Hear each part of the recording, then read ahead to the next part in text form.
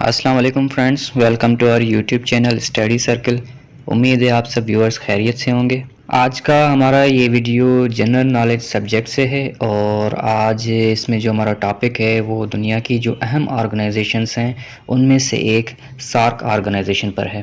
اس video میں آپ کو سارک کے حوالے سے اہم M C Qs point of view سے کچھ ضروری پوائنٹس بتاؤں گا آج انشاءاللہ، جو کہ آپ کی جاب کی تیاری کے لیے فائدہ مند ثابت ہوں گی، کیونکہ ہر M C Qs based test میں دنیا کی اہم آرگنائزیشن کے حوالے سے ایم سی کیوز آتے رہتے ہیں۔ ان سوالات میں کبھی آرگنائزیشن کا نام، اس کے قیام کا سال، اس کا ہیڈ کوارٹر اور اس کے ممبر ممالک پوچھے جاتے ہیں۔ تو اس ویڈیو میں اپنی طرف سے پوری کوشش کروں گا کہ سارک کے حوالے سے جب بھی آپ کے سامنے کوئی سوال آئے تو اس کا جواب پہلے سے ہی آپ کو کلیئر کانسیپٹ کے ساتھ معلوم ہو۔ دوستو، سارک کے حوالے سے جو ایم سی کیوز آتے رہتے ہیں وہ شروع کرنے سے پہلے میں آپ کو اس کا مختصر تعارف کروانا چاہتا ہوں کہ سارک ساؤتھ ایشیا یعنی جنوبی ایشیا کی ایک آرگنائزیشن ہے، جس کے 8 مستقل یعنی پرماننٹ ممبر ممالک ہیں اور اس کے 9 آبزرور ممبران ہیں۔ اور یہ پرماننٹ ممبر اور آبزرور ممالک میں آپ کو اسی ویڈیو میں آگے چل کے اس طرح سے سمجھاؤں گا کہ وہ آپ کو لانگ ٹرم کے لیے یاد رہیں گے، اور اس کے لیے آپ کو رٹا لگانے کی بھی ضرورت پیش نہیں آئے گی انشاءاللہ۔ اب سب سے پہلے سارک آرگنائزیشن کے بننے کا مقصد دیکھ لیتے ہیں کہ اس کا مقصد کیا تھا۔ اس کا مقصد ساؤتھ ایشیا یعنی جنوبی ایشیا خطے میں اقتصادی، سماجی اور ثقافتی ترقی کو فروغ دینا ہے، اور اس کے ساتھ خطے کے رکن ممالک میں باہمی مدد کو فروغ دینا اور بین الاقوامی اور علاقائی تنظیموں کے ساتھ تعاون کرنا ہے۔ یہ تھا سارک کا مختصر تعارف۔ اب ہم اس آرگنائزیشن کے حوالے سے جو ریپیٹیڈ ایم سی کیوز آتے رہتے ہیں اس کی طرف بڑھتے ہیں۔ سب سے پہلے دیکھتے ہیں کہ سارک کس کی ایبریویشن ہے، یعنی اس کا فل فارم کیا ہے۔ تو یہ یاد رکھ لیں کہ سارک کا فل فارم ہے ساؤتھ ایشین ایسوسی ایشن فار ریجنل کوآپریشن۔ اس کے بعد اگر سوال آتا ہے کہ سارک کا قیام کب ہوا تھا، یعنی کہ یہ کب اسٹیبلش ہوئی تھی، تو اس کا جواب ہے 8 دسمبر 1985 کو، یعنی کہ 8 دسمبر 1985 کو سارک کی جو ہے وہ اسٹیبلشمنٹ ہوئی تھی۔ اگر آپ سے اس آرگنائزیشن کا ہیڈ کوارٹر پوچھا جائے تو اس کا جواب ہے کٹمنڈو، جو نیپال کنٹری کا کیپٹل ہے۔ اچھا، کبھی کبھی آپ کو ڈسٹریکٹ کرنے کے لیے ہیڈ کوارٹر لفظ کی جگہ پہ سیکریٹریٹ یا پرماننٹ سیکریٹریٹ بھی پوچھا جا سکتا ہے، تو وہ بھی سیم ہی ہے، کٹمنڈو شہر ہے جو کہ نیپال کا دارالحکومت ہے۔ اس کے علاوہ اس کی جو آفیشیل لینگویج ہے اس کے حوالے سے آپ سے سوال پوچھا جا سکتا ہے، تو اس کی آفیشیل لینگویج ایک ہی ہے، اور وہ کون سی ہے؟ وہ ہے انگلش لینگویج۔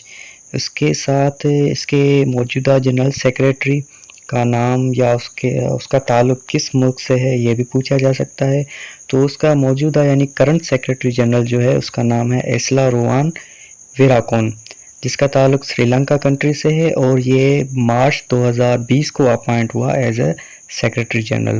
اور سارک کے جو سیکریٹری جنرل اپوائنٹ ہوتے ہیں ان کا ٹینیور یعنی ان کے عہدے کی جو مدت ہوتی ہے وہ 3 سال ہوتی ہے، یاد رکھ لیں، اور ہر 3 سال بعد ممبر ممالک کے جو ڈپلومیٹ ہوتے ہیں ان سے ووٹنگ کے ذریعے سیکریٹری جنرل کا انتخاب کیا جاتا ہے۔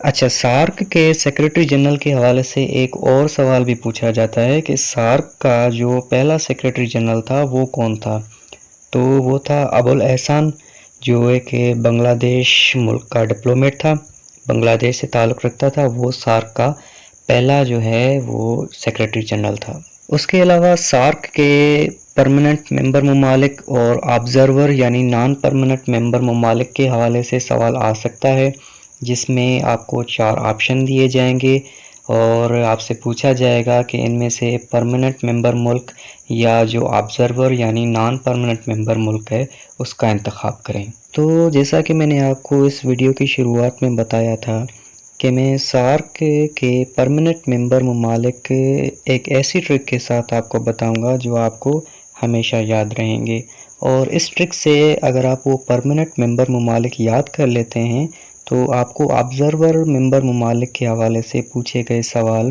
یا آبزرور ممبر ممالک کا انتخاب کرنے میں کوئی بھی پریشانی نہیں ہوگی۔ اب اس کی ٹرک یہ ہے کہ سب سے پہلے آپ یہ 2 لفظ یاد کر لیں، پین اور MBBS، یعنی درد ہونے پہ ہم ڈاکٹر کے پاس جاتے ہیں اور ڈاکٹر MBBS ہوتا ہے. آپ بس پین اور MBBS یاد رکھ لیں، باقی سب آسان ہے. اور یہ پین ورڈ جو ہے وہ لکھنے والی پین نہیں، بلکہ درد ہونے پہ جو انگلش کا لفظ پین استعمال ہوتا ہے یہ وہ پین ہے، یعنی PAIN. اب دیکھیں، جو میں نے آپ کو پہلا لفظ بتایا PAIN پین، تو اس لفظ کی سپیلنگ میں جن ممالک کے نام شروع ہوتے ہیں وہ دیکھ لیں. سب سے پہلے ہے P. اب آپ P فار پاکستان یاد کر لیں، اس کے بعد ہے A. اب A فار افغانستان یاد کر لیں، اس کے بعد ہے I. اس I سے آپ انڈیا یاد کر لیں، اور پین لفظ کی آخر میں آتا ہے N. ٹھیک ہے، اب اس N سے آپ نیپال یاد کر لیں. اور اب یہ ہوئی نا سمارٹ اسٹڈی والی ایک اچھی اور کارآمد ٹرک. اب اس کے بعد جو دوسرا لفظ ہے وہ ہے MBBS. اب آئیں اس MBBS کو کریک کرتے ہیں. تو اس ورڈ کی سپیلنگ میں سب سے پہلے آتا ہے M. اب M سے کس جنوبی ایشیا کے ملک کا نام شروع ہوتا ہے؟ تو M سے مالدیپ ملک، یعنی اس M سے آپ نے مالدیپ یاد رکھنا ہے. اس کے بعد ہے B. اب اس B سے آپ بھوٹان یاد کر لیں. اس کے بعد پھر سے B آتا ہے. اب اس B سے آپ بنگلہ دیش یاد کر لیں، اور MBBS کی آخر میں جو الفابیٹ آتی ہے وہ ہے S. اب اس S سے آپ سری لنکا ملک کا نام یاد کر لیں. اگر آپ اس ایزی ٹرک کو سمجھنے میں کامیاب ہو گئے، اور اگر آپ کی ٹیسٹ میں سارک کے پرمننٹ ممبر ممالک پوچھے جاتے ہیں تو آپ آسانی سے جو درست جواب ہے اس کا انتخاب کرنے میں کامیاب ہوں گے. اور آبزرور ممالک بھی آپ اسی ٹرک سے کریک کر سکتے ہیں، کیونکہ اگر آپ سے آبزرور یا نان پرمننٹ ممبر ممالک پوچھے جاتے ہیں اور آپ کو ان 8 پرمننٹ ممبر ممالک کے نام یاد ہوں گے تو آپ بالکل آسانی سے بنا دیر کیے آبزرور یا نان پرمننٹ ممبر ملک کا دیے گئے آپشنز میں سے درست انتخاب کر سکتے ہیں.